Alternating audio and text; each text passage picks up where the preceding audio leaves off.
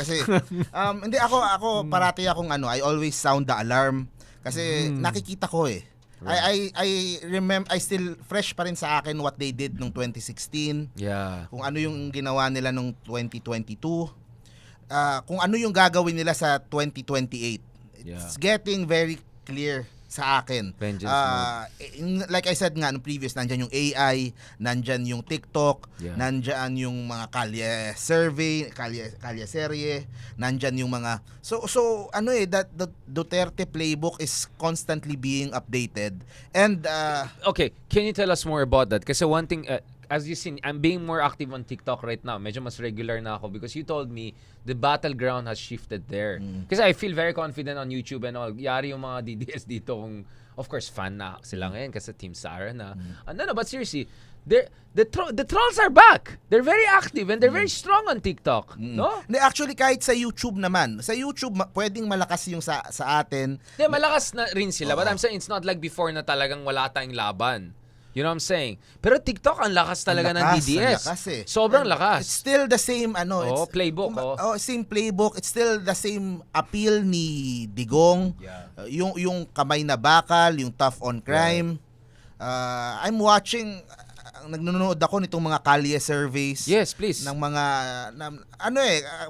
obvious naman kapag scripted or hindi. So yung napapanood ko, mukhang totoo naman. And yung ordinary Pinoy, yun ang parati nilang sinasabi na nung panahon ni Duterte, yung krimen. So parang sa utak nila na mind ganun. conditioning. When in reality, pareho lang din naman. Di ba marami lang napatay talaga noon na mga siguro yung mga sa lugar nila na EJK, kaya feel nila mas safe sila. Yeah. Pero merong ganong so mind conditioning. Pero kaya sinasabi natin go for the jugular, hindi lamang dapat naubos na yung political base ng mga Duterte, hindi lamang dahil bumababa sila dramatically sa mga surveys. Kung hindi, tignan mo si Digong that was 93% in 2021. Ngayon, nandun siya sa number 11 sa survey sa Senate. Ibig sabihin, kung hindi nila titirahin ang habang bagsak yan, no? Magbabago ang complexion yan, no? So, the momentum might shift, the tide might turn. Delikado talaga yan. Even Sara, pag gumuho si Digong, mismo si Sara tatamaan because Sara is a creation of the father, diba? Kahit mas mataas siya sa tatay niya ngayon, no? So, hindi ko maintindihan ano yung hesitation ng gobyerno. So, speaking of hesitation, again, are we back again to Mr. Risk-averse, not getting things across the line? Baka yun yung dominant. Baka yun yung dominant. Duran boy, party boy. Baka yun yung dominant. Imbis na ano ba yung strategy, ano ba yung tactics, mas yung it's a temperamental issue. Yes. It's walang toronaga. Hindi, we still have 1 week bago mag-recess yung Congress Sige lang, umasa pa tayo. Sinabi ko sa audience ko. Umasa pa tayo. Thursday ngayon. Para ka palang bulljack Wala pa nag-file Mark, malapit na tayo maging bulljack. Yung parang palabas na yung video next week, yung pulveron video next week, next month. Hindi, sa June yung pulveron video. Hindi, August may pulveron. Malapit na tayo maging bulljack TV. I'm telling you guys. Kaya kanina nag-recalibrate na ako. Team Sara na ako ngayon Totally. Ayoko na. Let me recover my credibility by defending Sara Duterte. By the way, guys, sarcastic just in case. Okay? Ang problema mo kung may maniwala. Grabe. Mamaya laman na ikaw ni But I take that as a compliment. No, I mean, going back to this, how can the Dutertes climb their way back? Let's help my Sara. Ano yung vulnerabilities ni BBM? Ikaw na sumagot dyan. Baka ako sumagot ako, baka gawin Hindi na sa akin, matulungan pa natin. Pero ikaw na lang, ikaw. Dahil nag-pro-Sara ka naman. Ikaw yung sumagot sa tanong mo. This is how Justice Carpio does it. It's a constructive to advice to BBM. Yung mga style na PhilHealth scandal na yan, yung mga style na duran-duran na yan, ingat ka dyan, gagamitin ng kalaban mo yan mamaya, dudurugin ka dyan. The economy is still not creating enough jobs and inflation is still high, di ba? Merong mga maliliit na foul-ups yung Marcos admin. Pero yung kay Duterte din naman ganun Pero nagtapos siya Pero yun nga, Mark, are they emphasizing this enough? Yung communications team ni Malacanang, you think they're good in doing that? You were asking kanina kung anong dapat gawin ng mga Duterte. Ginagawa na nila The only advantage the Duterte has right now is social media.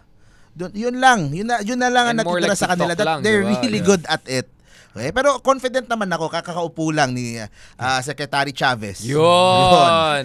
I got Isko's former I got to number work one. with him nung sa kay Isko campaign, Moreno. Yeah. So hopefully he Yari could yun. bring that to the PCO para to counter lang some of the social media. Pero kung hindi mo, if you don't cut it at the source, if you don't stop itong mga AI, if you don't stop, they will just keep, it will just accelerate going to Papalagitnaan ako ng dalawang consultant. Camps, no? Free consultant para sa bayan. No, Ronald, going back to this, medyo ibang lagay ko kasi kanina masyadong nasilaw ako. Ronald, going back to, I mean, what should be the communication strategy of Malacanang to ward off this Duterte weaponization of any shortcomings, and most importantly, how to crack down on this AI-generated cheap fake, deep fake. This is real. ASPI of Australians, the top think tank on China, came up with a study and showed talaga may na-detect talaga na China-backed accounts or China-originated fake news about BBM and all. Of course, we're not pro-BBM, but we know what's going on here. This is about pro-China people defending themselves and attacking Marcos. Do you think some new laws, some decisive laws should come in? Some of these makapilis should be called out and more? Well, they have their political enemies on the run. No? Kaya wag nilang sayangin yung moment na yan. No? Wag nilang, anong sinasabi? Seize defeat from the jaws of victory, no? Pero yung ginagawa baliktad. So, ikalawa ay yes, yung mga deepfake na yan ay nagsisimula ng mas maging relevant, aggressive. Pero for now, hindi pa naman sila dominant eh. No? Tingin ko nagpo-probe pa sila. Kaya habang ginagawa yan, habang ginagawa yan, nipit at the bud. Gumawa na sila ng ng mga major moves para yan ay manip in the bud, no? Right. Kung alam nila paano gawin, no? Dahil hindi ko sigurado kung meron sa kanila na nakakaalam kung paano gawin yun. I mean, how bad can this get? Ang ko lang, yung sinasabi mo na gagawa ng mga laws, etc. Kanyan wala masyadong nagagawa yan. Dahil nasi-circumvent naman no? Nasi-circumvent yung mga laws na yan Or sampulan, di ba? How can you regulate NBI cybercrime? Yung division na yun. For one. Yeah, exactly. Tapos pero syempre, medyo double-edged din yun. Yung DICT mo, walang alam Diyan yung DICT mo na dapat nakatutok dyan But Ronald, in fairness naman, I interviewed some of the U6 and all and all. They gave me pa samples of, they made a deepfake combining me and BBM na all Ilocano team. No, but seriously, going back to this, Americans are helping Americans are helping. They're providing intelligence. They're providing support. Siyempre mga Americans, alam nila, this is a China-backed agenda. So they have a stake in this. Even the Americans are in deep shit. Well, I'm just saying, marami yung kalaban ng China. Japan. Japan can help. Japan is a at for decent now, country. Preoccupied sila. Well, Japan can help. Yeah. Australia can help. I mean, these are other countries na may worry din sa China. Sana. Dahil nung kaya na natin on our own Kailangan lang, you need to do what we have to realize do. lang na may problema. Kasi baka nga mas lamang pa tayo Dahil pumunta ako sa Europe, tinatanong ko sila nag-humingi ako ng tulong. Sabi nila, mas abante pa kayo kaya sa amin. Frontline tayo, di ba? Ako may suggestion ako. Please. Ito, i-propose ko tong na to. Magkaroon ng 24/7 office na ang trabaho lang is to spot, monitor, flag, report fake news. So pag may nakita sila, ito baka posibleng hindi fake news. Rappler ang pangalan nitong agency na to.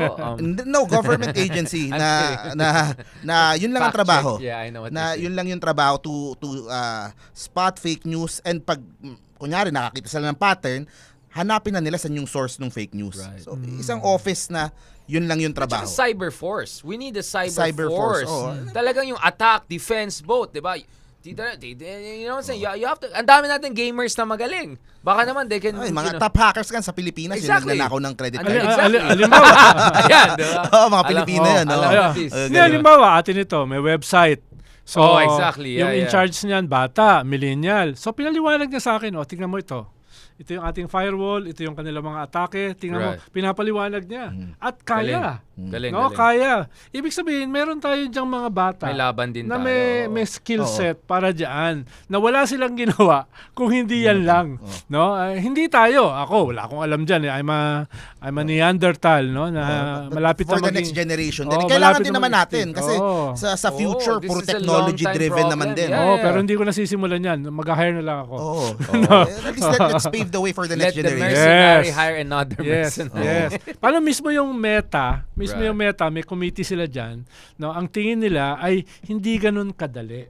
Dahil may binabalanse sila na free speech. freedom of speech, no? Freedom of Right. expression at yung need for regulation. Yung- Hindi ganun kadali yun, ah. Yung sinasabi kong office na magmo-monitor ng fake news, hindi din nila pwedeng ipa-take down basta-basta yung mga kasi nga may free speech eh. Ang gagawin Yun lang nga, siguro yeah. nila Good is point. to maybe find, kumbaga put more transparency lang.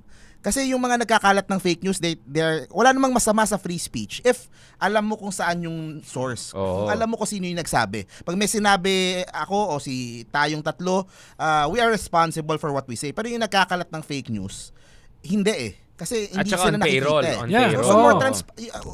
Ang hirap kasuhan. Ang hirap kasuhan Pero yan. kung Oo. alam nila na pag nag-post ako, alam nila kung sino yung source. Ako yung nagkalat nung AI na to. So medyo magdadalawang isip ako mag-post nitong fake news kasi matitrace sa akin. So more transparency lang on that. At yung iba, short of Big Brother, ang hirap talaga i-regulate. Short of being a Big Yeah. Brother, no? So yun So, yung na complete surveillance, Oo, totalitarian, yan. China Oo, style. Oo, yan yung- censorship. Yeah. yan yung Another issue yan is yung debate yung dyan. censorship. So, sa akin, transparency lang eh. Walang masama magsabi ka ng opinion mo, ng ano mo, pero dapat alam natin kung kanino galing. Right. Halimbawa, kung hindi na ikaw ang gobyerno, ikaw naman ang dudurugin. Yun Diba? nga, yun ang Gamitin sabi sa'yo. ng short. Kaya safeguards. Kailangan ng safeguards.